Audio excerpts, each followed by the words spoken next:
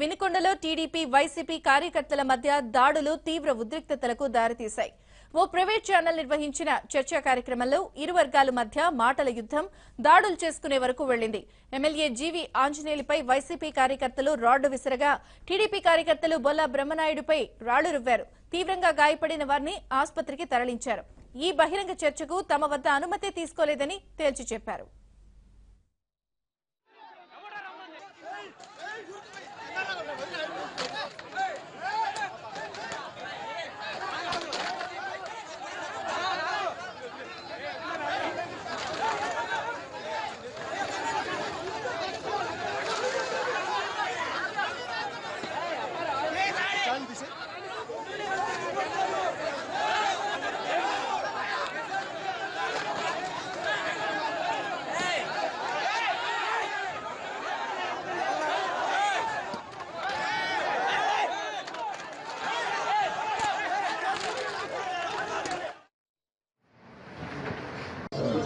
దాడులకు ప్రిపేర్ చేసి ఒక కుట్ర చేసుకొని ఒక పథకం ప్రకారం రాడ్లతోటి ఇనప రాడ్లతోటి దాడులు చేసి తెలుగుదేశం పార్టీ కార్యకర్తల మీద దాడులు చేయడం నేను తీవ్రంగా ఖండిస్తున్నా.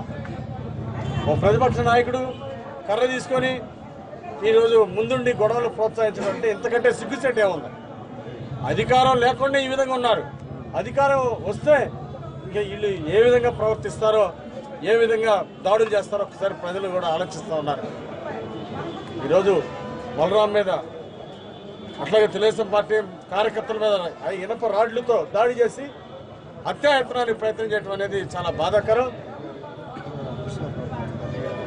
అట్లాగే లగడపాటి వెంకట్రావు గారి మీద కూడా దురుసుగా ప్రవర్తించడం, దాడి చేసే ప్రయత్నం చేయటం, బిఎల్డీఏ చైర్మన్ మీద బొల్లా బ్రహ్మనాయుడు నేరుగా వచ్చి దాడి చేయడం దీన్ని తీవ్రంగా ఖండిస్తున్నాం.